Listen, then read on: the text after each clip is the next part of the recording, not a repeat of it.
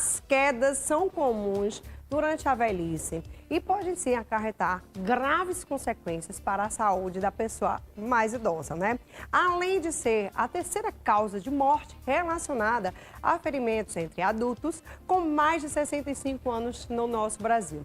Sobre isso eu converso agora com ele, Dr. Vitor Hugo. Chegue para cá, nosso geriatra. Tudo bom, Dr. Vitor? Seja bem-vindo. Prazer estar aqui novamente. A gente vai bater um papo aqui sobre essa questão das quedas, que eu acho que é bem frequente entre os idosos, né? Bora lá, senta um pouquinho aí, doutor Vitor. Por que que os idosos, eles caem tanto? O que é que acontece? Então, existe uma série de fatores que acabam provocando essa tendência maior de queda nos idosos, né? Tem alguns sinais que a gente precisa levar em consideração. Então, idosos com mais de 80 anos têm uma chance muito maior. Tem até um dado estatístico que é assim bem alarmante, né, que por ano cerca de 40% dos idosos caem, ou seja, de 10 idosos, 4 com mais de 80 anos vão ter alguma queda durante um ano, né? Então, quais são assim, as quedas mais comuns? Eu vejo muito relato que tem muitos idosos que caem em banheiros, né? Às vezes escorrega realmente dentro de casa, mas quais são as mais comuns entre eles? O mais comum realmente é o idoso cair na própria residência. O que é já de se esperar, porque assim, é o local onde ele passa mais tempo, é na própria casa. Na residência do idoso, o local que a gente tem que ter ainda mais atenção é o banheiro, né? O banheiro disparado é o local que tem mais queda. Fora o banheiro, cozinha e o quarto. O banheiro principalmente por questões relacionadas ao banho, então é muito importante a gente ter muito cuidado. É ideal ter um piso antiderrapante na área molhada. Se não for possível trocar ou se não tiver esse piso antiderrapante, pode ter também um tapete emborrachado. Nesses casos, é importante que o tapete emborrachado ele cubra toda a área molhada, porque vai evitar desse idoso também tropeçar nesse local.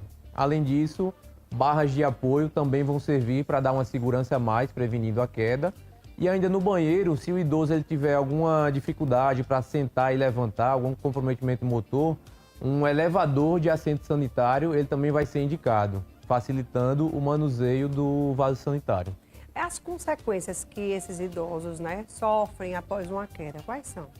As consequências elas podem ser leves, né, dependendo da gravidade da queda, ou pode ser de moderado a grave, chegando muitas vezes até mesmo ao óbito. Seja um óbito imediato, porque bateu a cabeça e provocou um traumatismo crânioencefálico, ou um óbito tardio, né? Pode ser após alguns dias, se tiver um sangramento e esse sangramento na cabeça for leve a moderado, às vezes não traz sintomas inicialmente e depois vem as complicações. E tardio também por complicações que venham depois desse acidente, né? Seja porque precisou realizar uma cirurgia ou por medicamentos que precisou tomar por conta da queda, né? Falando em medicamentos, também é um fator agravante a polifarmácia. A polifarmácia é o uso de pelo menos 5 ou mais medicamentos no idoso, o que é muito comum de acontecer, como a gente bem sabe. É verdade. A gente está vendo assim, alguns relatos aqui, algumas quedas, né, de alguns idosos. Tem idosos que caem de frente, tem idosos que caem de cabeça, né, derrapa, cai de costa, bate a cabeça no chão. Às vezes cai de lado, né, e assim vai. O que fazer? Na hora, no caso de uma queda, a gente está lá, de repente o idoso cai. E aí, o que a gente pode fazer nessa hora, doutor? Qualquer queda em idoso é muito importante de ter um atendimento de urgência, né? Se não, dependendo da gravidade, já ligar para o SAMU ou ligar para uma ambulância do plano de saúde que tenha. Dependendo também, eu acho que é algo mais leve, então, independente, tem que passar por uma avaliação médica. Porque, como eu falei anteriormente, às vezes bateu a cabeça, tem um sangramento, o sangramento é leve, às vezes não tem sintoma nenhum no idoso e às vezes pode chegar a comprometer depois de 3, 4, 5 dias ou mais que venha a ter um sintoma e muitas vezes já vai estar agravado porque tem um sangramento e ele acabou se espalhando muito relacionado a isso. Tá aí, o que fazer? Quais são os cuidados? Assim, vamos lá, a gente tá com a família em casa, tenho certeza que tem muita gente com seu idosozinho lá, que cuida do idoso em casa.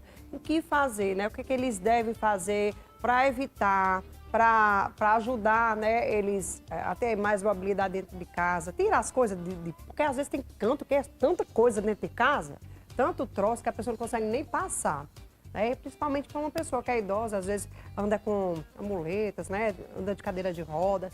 Enfim, o que é que essas pessoas que estão aí nos assistindo, os familiares, né, que estão vendo agora o nosso programa, o que é que eles podem fazer para diminuir um pouco mais esses riscos? Isso. É muito importante a gente avaliar a situação de cada idoso em específico, né? Eu já falei da questão da idade avançada, que acaba sendo um risco a mais. Fora isso, avaliar tanto parte física quanto parte mental, né? Então, se tiver comprometimento da parte motora, vai ter uma tendência a mais a cair. Se tiver qualquer comprometimento cognitivo, né, seja um Alzheimer, outras demências ou algum outro transtorno psiquiátrico, também tem uma tendência maior a sofrer alguma queda. Fora essa parte física e mental, a gente precisa ainda avaliar se ele também necessita ou não, como o Marília bem falou, às vezes usa um andador, ou às vezes não usa, mas deveria usar, né? E aí o mais indicado é um fisioterapeuta que vai avaliar, precisa uma bengala, ou precisa um andador, ou às vezes necessita de uma cadeira de rodas, né? Então o idoso geralmente quando precisa de um auxílio desses equipamentos, geralmente vem a ser ou bengala ou andador. E aí, claro, tem que ter um cuidado maior com esse idoso. Verdade. Na casa como um todo, os cuidados, realmente, se tiver muita coisa na casa espalhada, é um agravante a mais. Então, evitar aquela questão de acumular muitas coisas, móveis com pontas, né, com quinas, onde o idoso pode bater e sofrer uma queda. Se na casa tiver animais, né, pets ou crianças, evitar de ter brinquedos no chão para prevenir a questão de tropeçar e também sofrer essa queda. E lembrando, se esse idoso ele tem esses graus de comprometimento que eu falei, se tem algum agravante, então é muito importante que tenha sempre alguém próximo fazendo supervisão. Seja um cuidador familiar, que é o familiar que está ali sempre tomando conta, ou um cuidador que seja contratado para estar aí proporcionando toda a parte de cuidados para esse idoso, prevenindo a queda, que, como eu já bem falei, pode ser muito grave, levando inclusive ao óbito. Agora sim, assim como as crianças, que a gente não deve deixar em casa sozinhos, os idosos também não eram para ficar em casa sozinhos. E tem muitos idosos que moram sozinhos, ficam sozinhos. E aí, no caso desse, o que fazer? É verdade, isso é muito Porque às arriscado. vezes eles vai que cai, leva uma queda, não tem ninguém em casa nem para socorrer, nem para uma urgência, nem nada. E aí? É muito arriscado. Aí é importante a gente ter sempre um cuidador junto com esse idoso.